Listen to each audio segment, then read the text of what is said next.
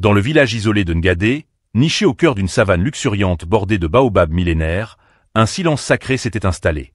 Le ciel, jadis éclatant de lumière, s'était obscurci, englouti par une éclipse solaire rare que seuls les anciens reconnaissaient, l'éclipse des esprits silencieux. Ce jour-là, la vieille sage-femme Maman Zéfa, aux yeux blancs comme la craie et à la parole sacrée, fut appelée d'urgence dans la hutte de Maïssa, une jeune femme enceinte de jumeaux. Ce qui avait commencé comme un accouchement difficile devint une scène surnaturelle. Alors que Maïssa hurlait, les tambours du village s'arrêtèrent sans que personne ne les touche. Le feu au centre de la hutte devint bleu. L'air devint lourd, épais, presque sacré. 2 enfants naquirent à la minute exacte où l'éclipse atteignit son apogée. Des jumeaux. Un garçon et une fille. Mais ce n'étaient pas des nouveau-nés ordinaires. Ils avaient des loques longues et épaisses, déjà formées, luisantes comme de l'ébène mouillé. Ces loques vibraient légèrement, comme si elles respiraient avec la terre elle-même. Les anciens diront plus tard qu'ils virent un fin serpent d'énergie bleu tournoyé au-dessus des 2 nourrissons. La fille fut nommée Zéna, et le garçon Kaliou. À peine nés, leurs yeux s'ouvrirent grands. Ils ne pleuraient pas. Ils regardaient. Leur regard transperçait les âmes, et Maman Zéfa jura entendre des voix dans sa tête. Des voix d'anciens rois, de guerriers déchus et de sorciers oubliés. Les jumeaux portaient les loques spirituelles. Un don ou une malédiction. Le vieux devin du village, Babantala, arrivé en courant, tomba à genoux en les voyant. Ils sont les enfants de l'ombre et de la lumière. Le prophétisé est double. Et le village ne sera plus jamais le même. Et ainsi débute le destin mystérieux, dangereux et ancestral de Zéna et Kaliou, jumeaux liés au monde des vivants et à celui des esprits. Les jours qui suivirent la naissance de Zéna et Kaliou furent marqués par des signes étranges. Les enfants, à peine âgés d'1 semaine, semblaient capables de communiquer entre eux sans un mot. Lorsque l'un tournait la tête, l'autre souriait. Quand Zéna pleurait, Kaliou fixait le vide, et soudain, le silence revenait, comme si les esprits eux-mêmes obéissaient à ses pensées. Leur loque, elle, ne cessait de grandir, doucement, mais avec une vibration mystérieuse perceptible uniquement par ceux qui possédaient la vue ancienne. Maman Zéfa, sage-femme mais aussi protectrice des secrets sacrés, prit l'initiative de marquer les jumeaux. Une nuit, sous la lueur tremblotante d'une lampe à huile, elle traça sur leur front un ancien symbole interdit. Le Ngumba, marque ancestrale des enfants liés aux royaumes invisibles. Ce n'est pas pour les bénir, dit-elle à leur mère Maïssa. C'est pour avertir les esprits, qu'eux aussi doivent faire attention. Babantala, le devin, déclara que les enfants étaient nés sous la protection du Kambira, l'ancienne entité double, mi-dieu, mi-démon, capable de faire tomber les empires ou de les bâtir d'un claquement de langue. Le village, d'abord curieux, commença à craindre les enfants. Certains anciens demandaient qu'on les éloigne, d'autres disaient qu'ils devaient être élevés dans un temple loin des humains. Mais Maïssa s'y opposa farouchement, brandissant un couteau devant les anciens du conseil. Ils sont mes enfants. Et ils sont humains. Que les esprits apprennent à vivre avec ça. Cependant, une nuit d'orage, alors que les jumeaux n'avaient que 3 mois, quelque chose d'étrange se produisit. Une ombre s'introduisit dans leur case, et des murmures se firent entendre autour de leur berceau. Un hurlement spectral retentit soudain, si fort que le village entier fut réveillé. Quand Maïssa entra en trombe, elle trouva Kaliou debout dans son berceau, les yeux entièrement blancs, et Zéna entourée d'une lueur rouge sang. Le toit de la hutte s'effondra soudain, sans que personne ne l'ait touché. À l'âge de 7 ans, Zéna et Kaliou furent convoqués par Babantala pour une cérémonie que personne au village n'avait vue depuis des générations, le rite de l'éveil. C'était un rituel réservé à ceux qui portaient en eux une énergie que les humains ne peuvent comprendre, une vibration qui résonne avec les totems ancestraux, les entités qui veillent sur les lignées oubliées et les destinées puissantes. Sous un ciel d'ocre, à la tombée du jour, les jumeaux furent conduits, pieds nus, au cercle de pierre d'Ancalais, un site sacré interdit à tous sauf aux initiés. Autour d'eux, 8 anciens formèrent un cercle, chacun tenant un bâton sculpté représentant un esprit totem. Le léopard, le serpent, la chouette, la hyène, le caméléon, l'éléphant, la chauve-souris et le scorpion. Babantala leur tendit 2 calebasses fumantes, contenant une infusion faite de racines amères, de sang de coq noir et de feuilles de ndombo, une plante qui ouvre la porte des visions. Buvez, leur dit-il, et entrez dans le monde d'en dessous. C'est là que vous apprendrez qui vous êtes. Ou ce que vous devenez. Les enfants burent sans hésiter. Leurs yeux se renversèrent, et ils s'effondrèrent doucement dans l'herbe. Zéna se retrouva dans un désert infini, où marchait une immense panthère aux yeux rouges. Chaque pas qu'elle faisait laissait derrière elle des flammes bleues. La panthère s'arrêta, se pencha vers elle, et dit « Toi, tu es la voix du silence. La mort qui danse. Tu n'auras pas besoin d'armes. Tu es l'arme. » Kaliou, lui, vit un temple au fond de l'eau. Il nagea, sans respirer, jusqu'à une porte en pierre qu'il ouvrit d'un simple regard. À l'intérieur l'attendait un homme sans visage, assis sur un trône de serpent. Il lui parla sans bouger les lèvres. « Tu es la mémoire de ce qui fut oublié. Le feu que rien ne voit venir. Tu entends les esprits? C'est parce qu'ils t'entendent aussi. » Quand les jumeaux se réveillèrent, il faisait nuit. Mais leurs yeux avaient changé. Zéna avait maintenant une étoile blanche tatouée naturellement sur son front. Kaliou, lui, avait une ligne noire fendue en deux sur son torse, comme un chemin ou une blessure ancienne. Les anciens reculèrent. Maman Zépha se mit à pleurer doucement. Ils sont éveillés. Et maintenant, tout commence. Depuis leur rite de l'éveil, Zéna et Kaliou n'étaient plus seulement des enfants particuliers. Ils étaient devenus le cœur invisible du village, une présence que tous ressentaient même sans les voir. Leurs loques, devenues encore plus longues, semblaient absorber la lumière du jour et luire légèrement la nuit, comme si elles contenaient des fragments d'étoiles. Zéna, souvent silencieuse, parlait maintenant dans une langue que seuls les très vieux reconnaissaient, le langage des premiers esprits, oubliés depuis des siècles. Mais ce qui troubla le plus les anciens, ce fut la voix dans le tam-tam sacré. Un soir, alors que les tambours résonnaient pour une cérémonie ordinaire de bénédiction des récoltes, le grand tambour commença à jouer seul. Les villageois s'arrêtèrent. Aucun batteur n'était à proximité. Et une voix grave sortit du bois creux. « Ils sont là. Les enfants que vous avez craints. Les enfants que nous avons attendus. Préparez-vous, car leurs ennemis arrivent. » Le conseil des anciens fut convoqué en hâte. Maman Zépha, Baba Ntala et d'autres gardiens des traditions étaient présents. Autour d'un feu mystique, ils partagèrent une vérité terrifiante. Il y a des siècles, un roi sorcier banni du royaume de Kayimbo, du nom de Zarkuné, avait juré de revenir par le sang des jumeaux divins. On croyait la lignée disparue. Mais Zéna et Kaliou étaient les derniers nés de cette lignée mystique, porteurs de ce que les anciens appelaient la souffle d'origine. Et maintenant que leur pouvoir s'éveillait, Zarkuné aussi, Zéna commença à avoir des visions. Des villages en feu. Des enfants arrachés. Un trône de crâne. Kaliou, quant à lui, entendait des murmures pendant son sommeil. Des murmures qui le guidaient dans les bois la nuit, vers des pierres couvertes de symboles. Il apprenait des choses interdites. Maman Zépha leur donna un avertissement. Votre pouvoir ne vous appartient pas. Il appartient à ceux qui viendront vous chercher. Si vous ne le contrôlez pas, il vous contrôlera. Mais il était déjà trop tard. Cette nuit-là, les flammes bleues réapparurent autour de leur case. Une silhouette encapuchonnée observait de loin, les yeux brillants comme des braises. Zarkuné, ou son ombre. Les nuits devinrent plus froides à Ngadé. Pas à cause du vent, ni du climat, mais à cause d'une présence invisible qui planait sur le village comme un vautour affamé. Les chiens n'aboyaient plus. Les coqs ne chantaient plus à l'aube. Même les oiseaux avaient déserté les arbres. Les anciens savaient ce que cela signifiait. Zarkuné, le roi sorcier banni, était en train de se réincarner quelque part, dans un corps prêt à recevoir sa noirceur. Zéna se leva une nuit, en transe, ses yeux entièrement dorés. Elle marcha seule jusqu'au grand baobab, l'arbre de la mémoire, vieux de plus de 1000 ans.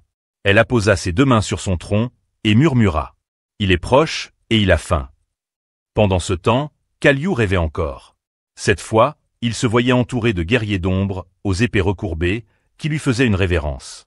L'un d'eux s'approcha, se pencha, et souffla. Nous sommes les enfants du chaos. Tu es notre clé.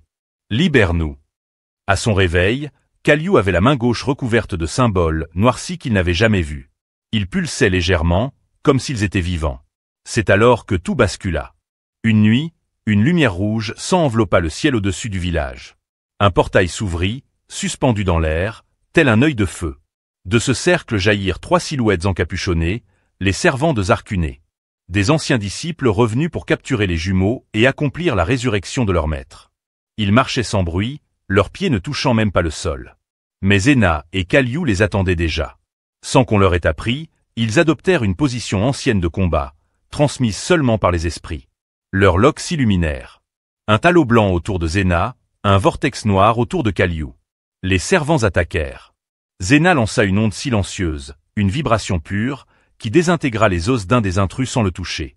Kaliou hurla un mot ancien, et l'un des servants s'effondra dans l'herbe, enfermé dans un cocon d'ombre vivante. Mais le troisième s'échappa. Avant de disparaître dans une fumée bleue, il lança une prophétie.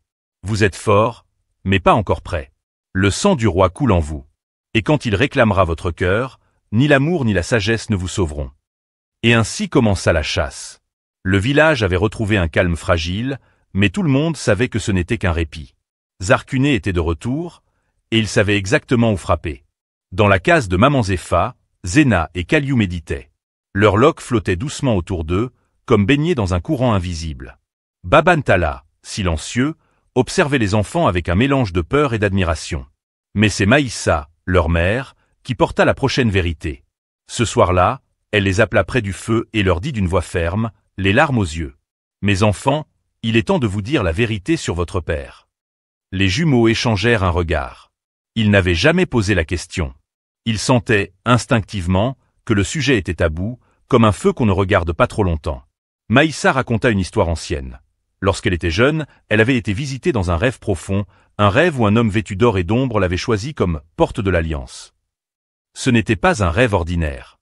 Elle se réveilla enceinte, sans contact physique, sans amant. Cet homme n'était pas humain, dit-elle. C'était un émissaire de Kayimbo, un esprit lié au trône de Zarkuné. Mais il n'était pas là pour faire le mal. Il voulait créer un équilibre, à travers vous. Zena se leva d'un bond, fureur dans les yeux. Tu nous as liés à lui. À un monstre. Maïssa la regarda avec une tristesse infinie. Non, je vous ai mis au monde pour empêcher ce monstre de renaître. Mais vous portez tous deux sa puissance. Et bientôt, vous devrez choisir votre camp. Kaliou, plus silencieux, demanda. Et si on refuse de choisir? Maïssa détourna le regard. Le feu crépita. Et l'air devint glacial. Alors le monde tombera. Et ce sera de votre main, pas de la sienne. Ce soir-là, Zena sortit seule dans la forêt. Elle entendit les arbres murmurer son nom. Kaliou, lui, resta éveillé, fixant sa main marquée, sentant les symboles bouger sous sa peau. Les jumeaux comprenaient enfin. Leur pouvoir ne venait pas seulement des ancêtres. Il venait aussi de la noirceur la plus pure. Et cette noirceur les appelait. Les jours passèrent, mais quelque chose avait changé entre Zena et Kaliou. Ils ne rêvaient plus ensemble. Leur lien, jadis si pur, était devenu troublé. Kaliou passait de plus en plus de temps seul, dans les anciennes grottes de la savane. Il y avait découvert une bibliothèque de pierre, un sanctuaire oublié, rempli d'enseignements gravés par les disciples de Zarkuné. Là, il apprenait des choses que personne ne voulait lui enseigner. Comment parler aux morts, comment manipuler le vent, comment faire obéir les bêtes. Zena, elle, s'était rapprochée de Maman Zepha, qui lui transmettait les secrets de la lumière ancestrale. Comment purifier un lieu, comment écouter les tambours des esprits, comment soigner les âmes blessées. Mais une fissure s'était installée. Un soir, Zena surprit Kaliou debout dans le cercle sacré, tenant une pierre de sang entre ses mains. Ses yeux étaient noirs. Il psalmodiait un ancien chant d'appel. « Que fais-tu » cria-t-elle. Kaliou sursauta, et la pierre tomba de ses mains. Il la fixa avec un regard glacé. « Je cherche des réponses que toi tu refuses de voir. Si on est né du chaos, alors peut-être qu'on doit l'embrasser, pas le fuir. » Zena s'approcha, furieuse. « Tu parles comme lui. Comme Zarkuné. » Kaliou serra les poings. « Peut-être qu'il n'est pas seulement le mal qu'on m'a décrit. Peut-être qu'on nous cache des vérités. » Leur dispute fit trembler les pierres du sanctuaire. Le lien des jumeaux, une force naturelle depuis leur naissance, vibra dangereusement et se fractura légèrement. À cet instant, loin du village, dans une forteresse oubliée sous les racines d'un arbre géant, Zarkuné sourit faiblement, les yeux fermés, comme s'il avait senti quelque chose. Le premier doute est né. Le reste suivra. Une nuit, alors que les étoiles semblaient figées dans le ciel, les tambours du village résonnèrent sans que personne ne les touche. Les anciens sortirent de leur case, le cœur lourd, car ils savaient ce que cela signifiait. Les esprits avaient convoqué les jumeaux. Zena et Kaliou furent guidés par Babantala jusqu'au lac de Ndai, une étendue d'eau surnaturellement calme, connue comme le miroir des vérités oubliées.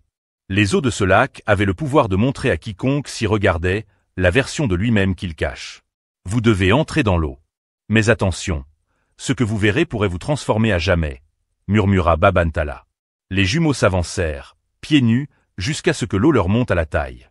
Et soudain, le silence total. Le ciel disparut. Le lac devint noir. Devant Zena, se dressa une version d'elle-même.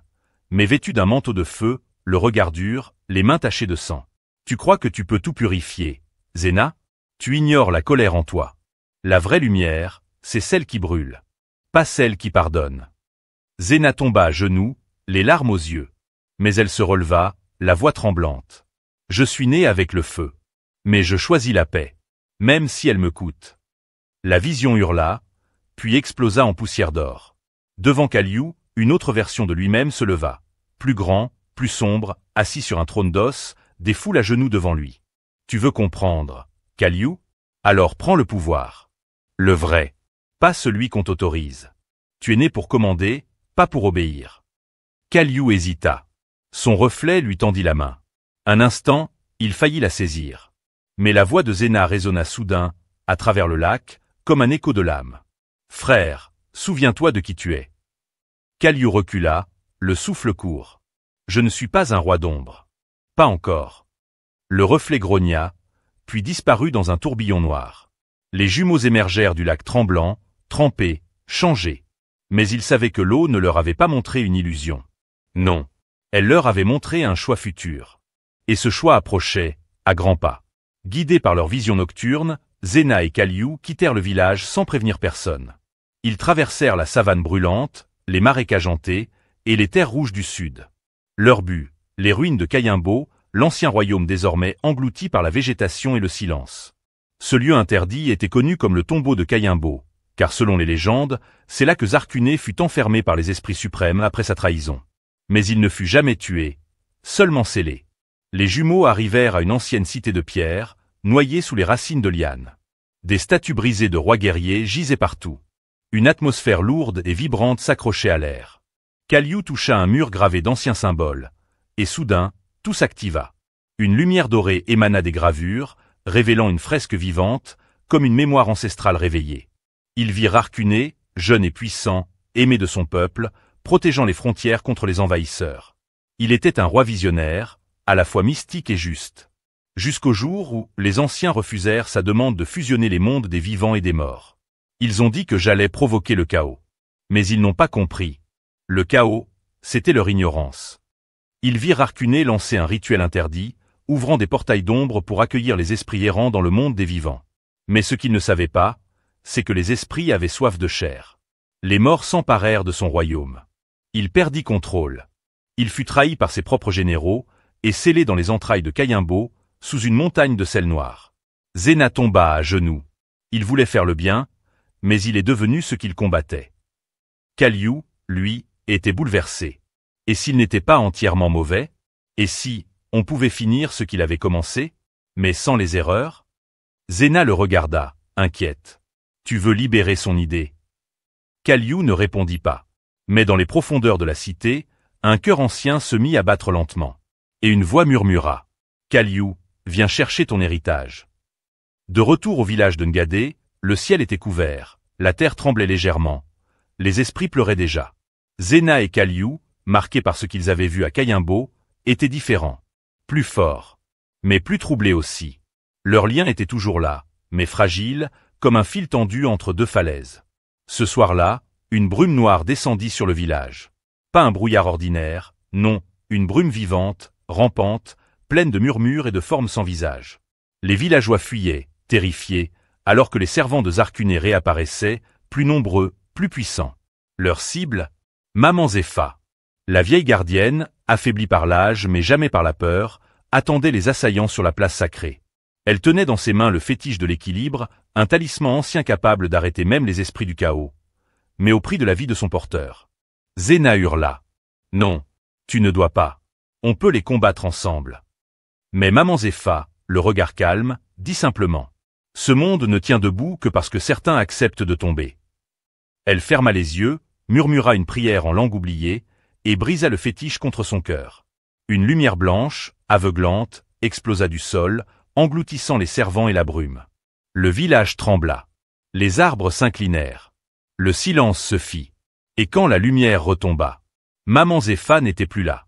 Depuis la mort de Maman Zepha, quelque chose avait changé en Kaliu. Il parlait moins, s'éloignait des anciens, passait ses nuits hors du village, seul, dans des lieux interdits, méditant face à des pierres gravées de symboles sombres. Son regard brillait parfois d'une lumière qu'aucun ancêtre n'aurait reconnue. Zena sentait cette fracture, cette faille dans son frère. Elle essayait de le ramener, de lui rappeler leur lien, leur mission. Mais plus elle tendait la main, plus il s'éloignait. Une nuit, alors que le village dormait, Kaliu suivit une vision. Une voix ancienne l'appela depuis les entrailles de la savane, là où même les esprits refusent de poser pied. Il trouva un temple en ruine, à demi enfoui sous les sables rouges. Au centre, une silhouette l'attendait, le serpent noir, l'un des plus anciens esprits liés à Zarkuné. Tu cherches la puissance? Je peux te l'offrir. Tu cherches la justice? Je peux te la faire rendre. Mais à une condition. Kaliu fixa l'entité. Laquelle? Le serpent ondula doucement. Renonce à ta sœur. Elle est l'obstacle. Elle est la lumière. Et toi, tu es l'ombre. Le monde n'aura pas les deux. Il devra choisir. Comme toi. Kaliu baissa les yeux. Et dit lentement. Je ne renonce pas à elle. Je la dépasse. Et à ce moment, il scella un pacte. Le sable se souleva en spirale, les symboles sur son torse brillèrent violemment. Une partie de l'esprit du serpent entra en lui, niché entre ses loques et sa colère. Le lendemain, Kaliu revint au village, différent. Zena le vit. Elle sentit l'odeur d'un esprit ancien autour de lui. Elle sut. Que as-tu fait, Kaliu? Il ne répondit pas.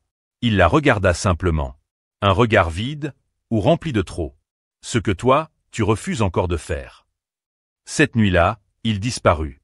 La dernière fois qu'on le vit, il traversait la savane, les yeux noirs, ses loques ondulants comme des flammes noires. Zena se tint seule sur la colline, le cœur brisé. Elle avait perdu son frère. Son autre moitié. Mais pas pour toujours. Je viendrai te chercher, Kaliu. Même dans les ténèbres. Zena avait le cœur lourd, mais l'esprit clair. Elle savait désormais que Kaliu avait franchi une limite. Pas celle du mal absolu, mais celle où la lumière ne suffit plus à convaincre. Et s'il voulait fusionner avec l'héritage sombre de Zarkuné, elle allait convoquer l'équilibre ancestral. Elle se rendit au sommet du Mont Kolo, là où les anciens totems, les entités premières, avaient jadis été scellés pour préserver l'équilibre du monde. Pour les réveiller, il fallait prononcer leurs 8 noms dans la langue originelle, au rythme des tambours sacrés.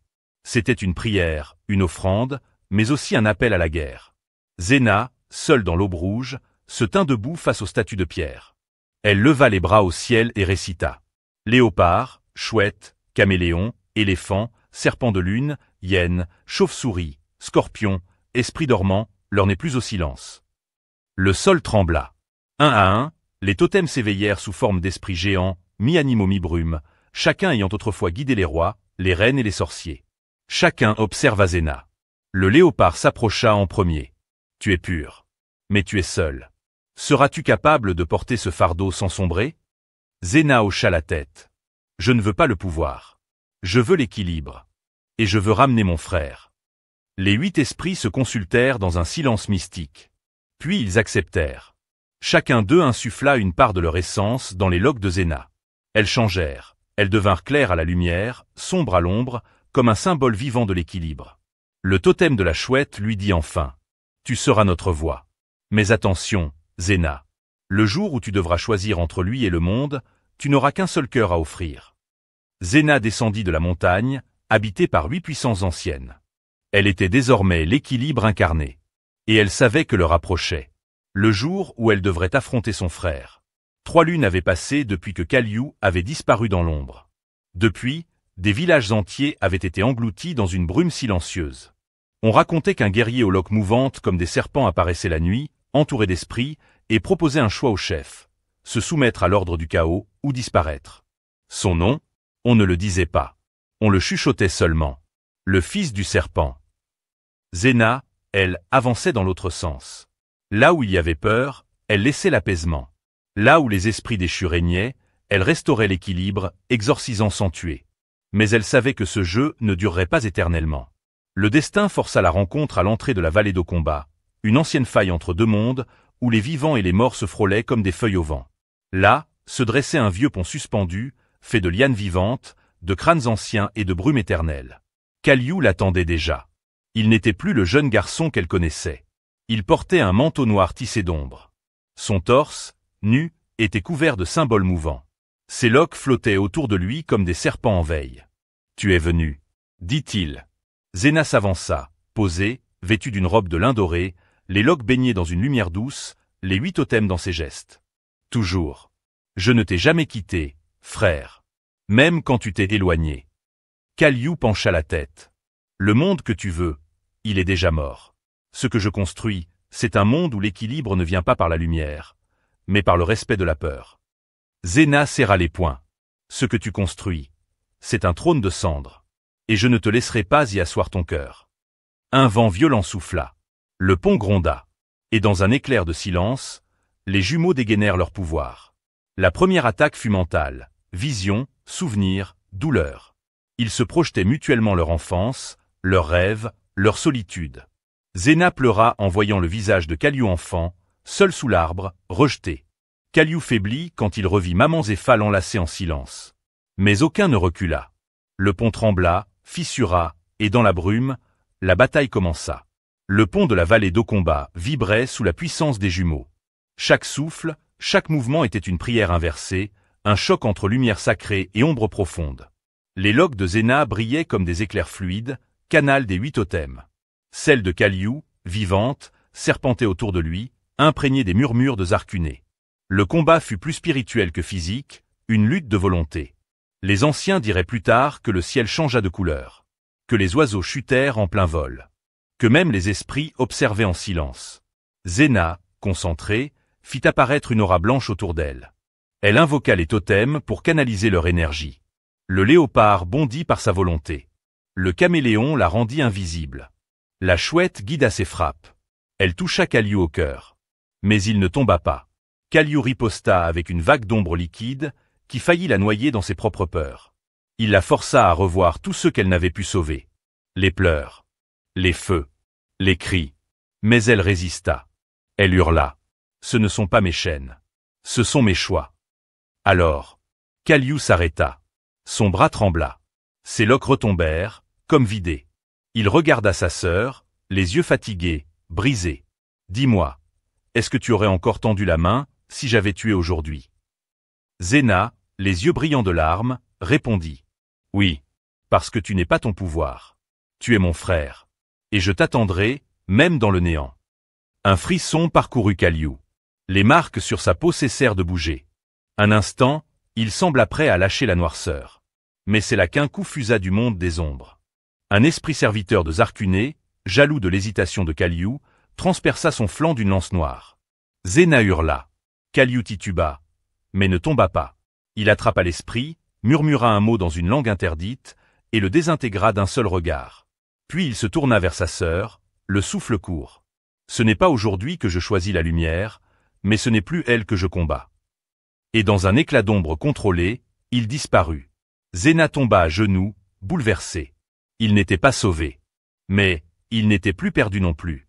Après la disparition de Kaliou, Zéna resta longtemps à genoux sur les restes tremblants du pont de sang et de brume. Ses larmes n'étaient pas de tristesse. C'étaient des larmes de compréhension. Elle venait de voir qu'il y avait encore de la lumière dans l'ombre. Que Kaliou, bien qu'embrassé par la puissance noire, n'était pas encore entièrement perdu. Mais elle savait une chose aussi, la dernière guerre allait venir. Et pour cette guerre, elle ne serait pas seule. Elle retourna au village de Ngadé, saluée en silence par les anciens. Dans leur regard, il n'y avait plus de doute. Zéna n'était plus une enfant maudite. Elle était devenue l'éclaireuse du souffle ancien.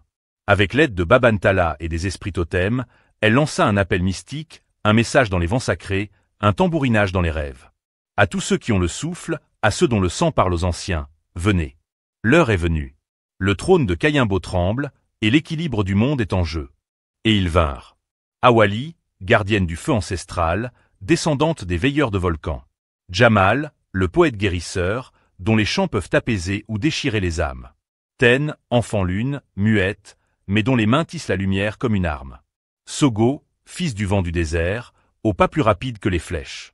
Et d'autres encore, sortis des forêts profondes, des montagnes oubliées, des terres où les humains vivent à demi avec les esprits. Ils se rassemblèrent dans le cercle du tambour primordial, un ancien lieu jamais foulé depuis des générations.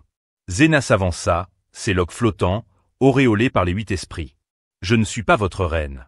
Je ne suis pas votre chef. Je suis celle qui tend la main même à celui qui vous menace. Si vous me suivez, ce n'est pas pour la vengeance, mais pour la vérité. Les gardiens la regardèrent. Et ils fléchirent le genou. La guerre ne serait pas menée pour détruire Kaliou. Elle serait menée pour lui laisser un choix. Au plus profond de la forêt noire de Kashani, là où même les esprits refusent d'errer, Kaliou atteignit le temple sombre de Zarkuné. Construit dans la roche noire, entouré de statues mutilées et de racines figées comme des bras de pierre, ce lieu ne vivait pas, il attendait. Il entra seul. Les torchers s'allumèrent à son passage. Les murs, couverts de fresques animées, lui racontèrent des vérités que même les anciens craignaient de prononcer. Il vit l'histoire complète de Zarkuné. Pas celle transmise dans les contes des anciens. La vraie. Zarkuné n'avait jamais voulu détruire l'équilibre. Il voulait l'unifier. Il croyait que lumière et ombre, fusionnées dans un seul cœur, pouvaient créer une nouvelle humanité. Mais les anciens, aveuglés par leurs dogmes, l'avaient banni. Et pire encore, Zarkuné n'était pas mort. Son corps avait été dissous, oui, mais son essence avait été transmise dans le sang, à travers les jumeaux. Kaliu chancela. Je suis, lui. Une voix s'éleva, profonde, ancienne, familière. Non, tu es ce qu'il aurait pu être, si on lui avait laissé le choix. Un miroir d'ombre apparut au centre du temple. Dans ce miroir, Zena. Elle menait les gardiens. Elle était forte. Mais, ses yeux étaient tristes. Elle croit encore en toi. Même après tout. Le trône de Zarkuné, vide, attendait à l'arrière. Kaliu s'approcha, et posa la main sur la coudoir. Les ombres dansèrent. Les esprits hurlèrent. Mais le trône ne le brûla pas. Parce que tu n'es pas né pour dominer. Tu es né pour choisir. Kaliu recula, secoué. À cet instant, il comprit. La guerre à venir n'était pas contre sa sœur. Ni même contre les esprits. La guerre était contre lui-même. La nuit était tombée sur les deux mondes. Dans le campement sacré des gardiens, Zena méditait, assise en cercle avec les 8 esprits totems autour d'elle. Chaque battement de tambour dansait avec le feu. Son cœur était calme, mais son âme tendue. Elle savait que l'aube apporterait l'affrontement final. Pendant ce temps, dans le cœur du temple sombre, Kaliu s'était allongé sur les marches du trône vide. Les yeux ouverts vers le plafond d'obsidienne, il se demandait encore, et si je ne pouvais pas choisir? Et si j'étais déjà trop loin? Mais cette nuit-là, comme lorsqu'ils étaient enfants, leurs esprits se lièrent à nouveau. Ils rêvèrent ensemble. Ils se retrouvèrent dans la plaine de Ndoulé, ce lieu paisible qu'ils avaient inventé étant petits. Un espace d'herbe haute, de ciel sans nuages et de rires partagés. Zena était là, vêtue de blanc, pieds nus, un collier de coquillages autour du cou.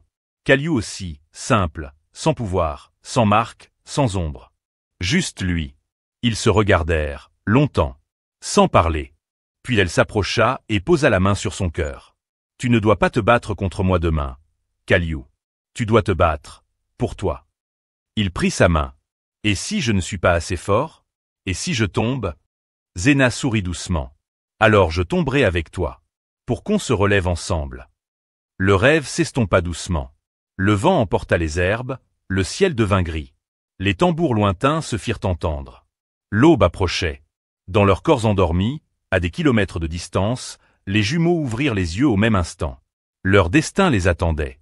L'aube se leva sur les plaines de Kayimbo, là où tout avait commencé, et où tout allait se finir.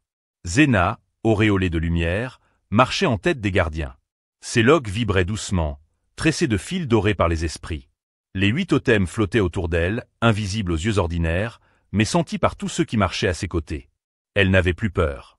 Elle avait accepté le sacrifice, quel qu'il soit. En face, Kaliu apparut, seul d'abord, puis suivi d'une armée silencieuse, des êtres d'ombre, des esprits de chaos, des hommes ensorcelés. Mais son regard avait changé. Il ne portait plus la rage dans ses yeux. Il portait le doute. Les tambours battirent une dernière fois. Les deux armées s'arrêtèrent. Le monde retint son souffle. Zena et Kaliu avancèrent chacun de leur côté, se retrouvant seuls au centre, entre les deux mondes. La lumière et l'ombre ondulaient autour d'eux, prêtes à s'affronter. Mais Zena ne leva pas la main. Elle posa un genou à terre. Ferma les yeux. Je n'ai jamais été ton ennemi. Si tu dois frapper, frappe. Mais sache que je ne me relèverai pas contre toi. Kaliu chancela. Les esprits en lui hurlèrent. Le trône de Zarkuné l'appelait. Les ombres le poussaient à trancher. Mais dans ce silence, il sentit la présence de Maman Zepha. Une main douce sur son épaule. Une voix ancienne dans son cœur. L'équilibre ne se gagne pas par la force, Kaliu. Il se choisit. Alors il fit l'impensable. Il arracha la marque du serpent noir de son torse. Hurla dans une langue oubliée. Et projeta toute l'ombre hors de lui. Une onde noire et blanche éclata dans l'air, engloutissant les armées, les totems, la plaine entière. Quand la lumière revint, les deux jumeaux étaient agenouillés l'un en face de l'autre. Le monde n'était plus divisé. L'union avait été faite. non par domination, mais par choix. Et ainsi, les esprits se retirèrent. Les totems retournèrent au silence. Zena et Kaliu, main dans la main, devinrent les premiers gardiens du nouvel équilibre. Et le monde n'oublia jamais que parfois, pour vaincre les ténèbres, il ne faut pas les fuir. Il faut y entrer. Avec quelqu'un qui t'aime assez pour t'en sortir.